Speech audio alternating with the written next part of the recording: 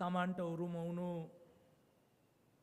ජාතික ආගමික නායකත්වය සංකේතවත් කරමින් ඓතිහාසික තිස්ස මහාරාම පුරවරයට මුළුදුන් මේ ආදරණීය ජනතා හමුවේ පූජනීයත්වයේ සංකේතයේ බඳු තේරපුත්තාභය පරපුරේ ගෞරවනීය මහා සංඝරුවන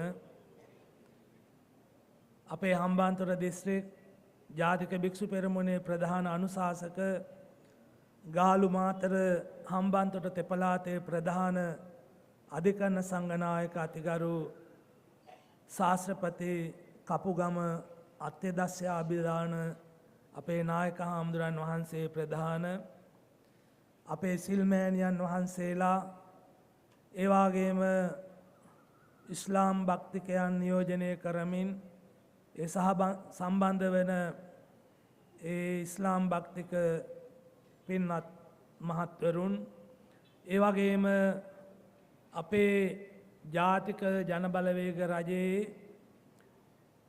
පළාත් පාලන නියෝජ්‍ය අමාත්‍ය රුවන් සෙනරත් මැතිතුමන් හම්බන්තොට දිස්ත්‍රික් පාර්ලිමේන්තු මන්ත්‍රී අතුල වෙළඳගුණ මැතිතුමන් ඇතුළු සියලුම අපේක්ෂක අපේක්ෂිකාවන් එවගේ මේ දිස්ත්‍රික්කයේ නායකත්වයේ දරු ඒ අපේ ජයසිරි සහෝදරයා ඇතුළු සැදැහැවත් කාරුණික පින්වතුනි මම සැදැහැවත් කියන වචනේ යොදන්නේ කිසියම් අර්ථයක් ඇතුව ශ්‍රද්ධාව කියන්නේ පැහැදීම ප්‍රසාදය අපි මීට පෙරත් මේ වේදිකාවට වැඩියා අපි අපේ ස්වාමීන් වහන්සේලාගේ නායකත්වය නියෝජනය කළා ඒ කරන ගමන් අපි රටේ ජනතාවගෙන් ඉල්ලීමක් කළා ඒ තමයි මේ 76 වසරක සාපයෙන් මේ රට මුදවාගෙන මේ රට නිදහස් කරගෙන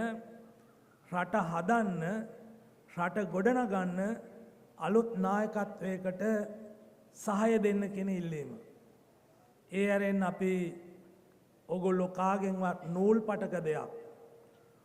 පටක දෙයක් අපිට පෞද්ගලික අපේක්ෂා තිබුණේ නැහැ පොදු අපේක්ෂා ඇරෙන්න නූල් පටක දෙයක් සමහර ආගමික නායකයෝ ඉන්නවා විශේෂයෙන්ම ආගමික නායකයන් අන්‍ය ආගමික නායකතුමන්ලා තුමියන්ලා ගැන මම කතා කරන්නේ අපේ බෞද්ධ නායකයන් අතරේ සමහර පුද්ගලික න්‍යාය පත්‍ර ඉදිරිපත් කරගෙන මේ රටේ නායකයන් බිහි කරන්න බලපු සුළු පිරිසක් ඔය නායක කාරකාදී ස්වාමීන් වහන්සේලා හිටියා. ඒවා මම නම් වශයෙන් කතා කරන්න සතුටු නෑ. මේ කතාවට මං සූදානම් වෙන වෙලාවේ මං අපේ හිතවත් නායක හාමුදුරු කෙනකින් ඇහුවා නායක හාමුදුරනේ මේ රැස්වීමේ මගෙන් අවධාරණය කෙරෙන්න ඕනේ මොනවද කියලා. උන්වහන්සේ මට පැහැදිලි කරලා කිව්වා රටේ ආගමික නායකයන් වශයෙන් පෙනී ඉඳගෙන ජාතිවාදී ආකල්ප ආගම්වාදී ආකල්ප වර්ගවාදී ආකල්ප වපුරලා මේ සමාජයේ ભેද බින්න කරන සමහර ආගමික නායකයන්ගේ ඒ කෙරුවාව පිළිබඳව චුට්ටක් කතා කරන්න පුළුවන් නම් හොඳයි කියලා. ඇයි දැන් මේ ඊයේ පෙරේදත් සමාජ මාධ්‍යවල ඔය නායක හාමුදුරු කෙනෙක් කියනවා අපි අපේ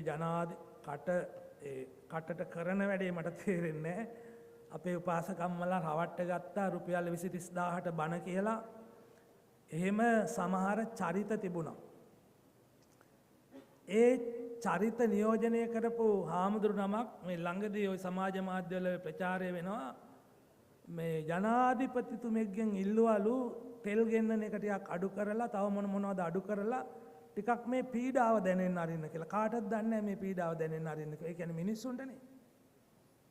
එතකොට තව ඒ ගණේම තව භික්ෂුවක් ප්‍රකාශ කරනවා ඔබට මතක ඇති මේ රට මේ මහමැතිවරණයෙන් පස්සේ ජනාධිපතිවරණයෙන් පස්සේ ලේවිලක් වේවි. හාමුදුරුවෝ මරාදාවි පන්සල් ගිනි තියාවි.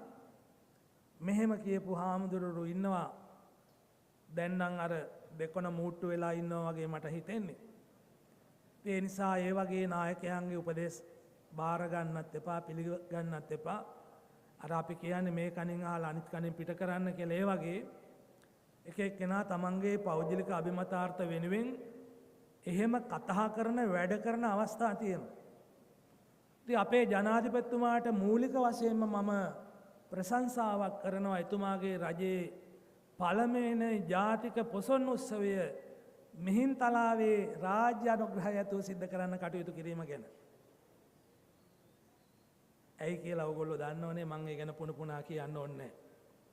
මිහින්තලාව බෞද්ධ සංස්කෘතියේ මුදුන් මල්කඩ ලාංකීය බෞද්ධ සංස්කෘතියේ. ඒක නිසා මිහින්තලාව කියන්නේ මේ එක්කෙනෙක්ගේ දෙන්නෙක්ගේ පෞද්ගලික දේපලක් නෙවෙයි. ඒක ජාතික උරුමයක්. ඒක බෞද්ධ ජනතාවටත් අයිති, හින්දු ජනතාවටත් අයිති, මුස්ලිම් ජනතාවටත් අයිති රටේ ජාතික උරුමයක්. සියලු ජාතීන්ට සිරිපාදේ යනවා වගේ මිහින්තලාවේ වන්දනා කරලා දැක බලාගෙන ඒ අපේ අතීත ශ්‍රී විභූතිය නරඹන්න, ඒවා දකින්න, ඒවා ඇසුරු කරන්න අයිතිය තියෙනවා. ඒ නිසා මේ එක්කෙනෙක්ගේ දෙන්නෙක්ගේ පෞද්ගලික බූදලයක් නෙවෙයි මේ වගේ පොදු ආයතන. හැබැයි මේ පොදු ආයතන වල තියෙන ප්‍රසිද්ධිය, ඒවායේ තියෙන ශ්‍රේෂ්ඨත්වය, ඒවායේ තියෙන පූජනීයත්වය කෙලෙසමින් තමන්ගේ පෞද්ගලික අපේක්ෂා සඳහා භාවිතා කරනවා නම් ඒක වැරදි කෙනෙක් අපි රටට කියන්න ඕන. කිසි වෙලාවක ඒක කියන්න අපි පැකිලෙන්නේ නැහැ. ඒ වගේම තමයි අර හෙට අනිද්දා වෙනකොට මේක ලේවිලක් වේවි පෙරහැර කරන්න දෙන්නේ නැතුව, එහෙම නැත්නම් වෙනත් ආගමික උත්සව කරන්න දෙන්නේ නැතුව මේ රට බිහිසණයෙන් වෙලාගත් තැනක් බවට පත් කරાવી කියලා මිනිස්සුන්ගේ ඒ අහිංසක ආගමික සංකල්පයන් වලට විකෘතිය එකතු කරමින් කරපු මේ අපරාධය ඒගොල්ලෝ පරාජය විඳගෙන බොහොම කනගාටුවෙන් ඉන්න බව අපි දන්නවා.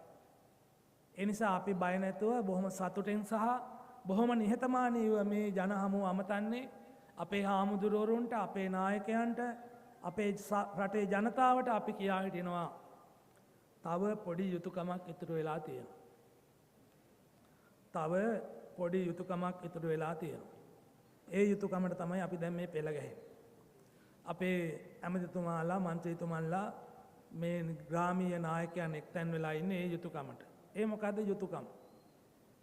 මේ අපේ ගම්වල අපේ මිනිස්සු අතර තියෙනවා ලස්සන කතාවක්.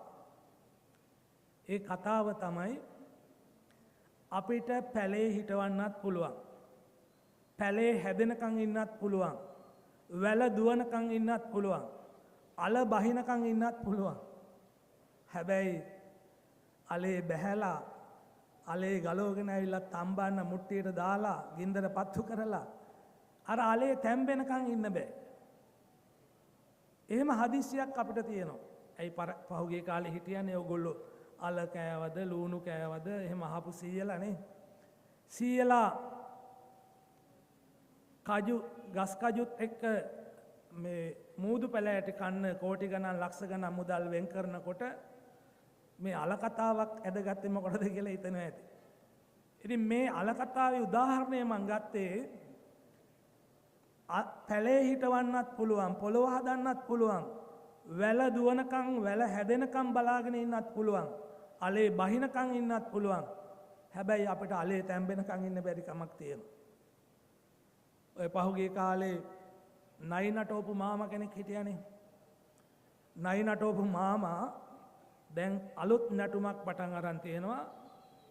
එයා පහුගිය දවසක ඔය මේ මාධ්‍යක මම දැක්කා කියනවා මේ ජාතිවාදී නොවන, ආගම්වාදී නොවන එකම පක්ෂය එයාගේ පක්ෂයේ විතරලු. පහුගිය කාලේ එයා කොහෙද දන්නේ හිටියේ, නිදාගෙන හොඳ නිින්දක ඉන්න ඇති කියලා මට හිතෙනවා. එයාගේ පක්ෂය. එතකොට අපි මේ අපේ මුස්ලිම් ආගමික නායකයන්, ඒ වගේම හින්දු ආගමික නායකයන්, ක්‍රිස්තියානි නායකයන්, සමහර පියතුමන්ලා අපේ නායක හාමුදුරුවෝ තමන්ගේ තරාතිරම නොබලා මේ රටට නායකත්වය දෙන්න එක වේදිකාවක ඉඳගෙන තමන්ගේ කටයුතු කරනකොට, ජාතික සමගිය, ආගමික සමගිය සංකේතවත් කරනකොට ඒ මහත්තුරු කොහෙද දන්නේ හිටියේ. ජාතිවාදය අවුස්සලා, ආගම්වාදය අවුස්සලා, උස් පහත් ભેද, කුල ભેද අවුස්සලා ඒ සමාජයේ ભેද බින්න කරපු නායකයෝම ඒ පක්ෂවල මිනිස්සුම කියනවා අපිට කියනවා සමානාත්මතාවය ගැන කරුණු කාරණා කියනවා. අපිට ඉතින් හිනා වෙන්නේ කොහෙන්ද කියලා හිතා ගන්න බෑ. ඇයි? ජාතීන් අතර අසමගිය ඇති කරපු ආගම් අතර මතභේද ඇති කරපු දැනටත් යාපනයේ තිස්ස විහාරය කියලා පැරණිත පුරා විද්‍යා භූමියක් අල්ලගෙන අනවශ්‍ය ගැටුමක් නාගදීපේ නායක හාමුදුරුවෝ කියනවා මේවා මුස්ලිම් මිනිස්සුන්ගේ දෙමළ මිනිස්සුන්ගේ පාරම්පරික ඉඩම්. ඒ නිසා මේවාට අලුතෙන් මේ එන කොළඹින් එන කණ්ඩායම් ඇවිල්ලා මේ හදන ප්‍රශ්න රටේ ජනතාවගේ සමගියට බාධා නොවෙන්න විසඳන්න ඕනෑ කියලා උන්වහන්සේලා කියනවා. ඒ නිසා මං අපේ ආදරණීය ජනතාවගෙන් ඉල්ලා හිටිනවා ওই සමහර දේශපාලනඥයෝ ආගමික නායකයෝ ඔය ඇති කරන වාද ભેද මත ભેද වලට අහු වෙන්න එපා. තමන් ඊටාම සාමකාමීව මෑත ඉතිහාසයේ බිහි කළ යුතු සාධාරණම සමාජයක් බිහි කළ හැකිසා ඒ වෙනුවෙන් කැපවිය හැකි ආදරණීය නායක නායිකාවන් පිරිසක් මේ රටට බිහි කරපු ගෞරවය ඔබට හිමි වෙනවා. ඒ ගෞරවය තව චුට්ටක් අර අලේ තැම්බෙනකම් පොඩ්ඩක් ඉන්න මුට්ටිය පෙරලා ගන්න එපා. ලිප නිවා ගන්න එපා. එහෙම වුණොත් අලේ කන්න වෙන්නේ ඇටකුණා වෙලා ඔක්කොටම බඩගින්න ඉන්න වෙනවා. ඒ නිසා හදිස්සි වෙන්න එපා. තව ටික කලක් මේ ආදරණීය නායක නායිකාවන්ට මේ රටේ තමන්නේ බලාපොරොත්තු වෙන ඉලක්ක කරා රට අරගෙන ගිහිල්ලා ඔබ වෙනුවෙන් අප වෙනුවෙන් අපේ අනාගත දරුපරුපුණ වෙනුවෙන් සියලු ජාතීන් සියලු ආගමිකයන් වෙනුවෙන් කළ යුතු ඒ ආදරණීය යුතුයකම ඉටු කරන්නට මේ ඉදිරි පළාත් පාලන මැතිවරණයේදීත් ඔබේ ගමේ නායකයන් ශක්තිමත් කරන්න ඔවුන්ට ඡන්දය දෙන්න ඔවුන්ගේ බලය ශක්තිය ඔවුන්ට හරියාකාරව ලබා නොදුන්නොත් වෙන්නේ අර අලිය අරගෙන හෙන්ඩුව ගන්න බැරි වුණා වගේ අසරණකම. වාහනේ අරගෙන වාහනේ අපිට පරිත්‍යාග කරලා යතුර වෙන කාට හරි දුන්නොත් අපිට වාහනේ පැදගෙන යන්න බෑ. ඒ නිසා කාල වේලාව ඉක්මෙද්දි මම තවදුරටත් කතා කරන්න බලාපොරොත්තු වෙන්නේ නැහැ. විශේෂයෙන්ම අලියා දුන්න නම් හෙන්ඩුවක් දෙන්න කියන එකයි මගේ ඉල්ලීම. ඒක කවදාවත් ඕගොල්ලොන්ට පසුතැවීමක් සඳහා වෙන්නේ නැහැ.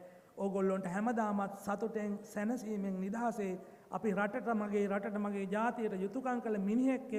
එහෙම නැත්නම් ඒ ආදරණීය රටේ ආදරණීය මිනිස්සු වෙනුවෙන් කැප වුණු මිනිසෙක් හැටියට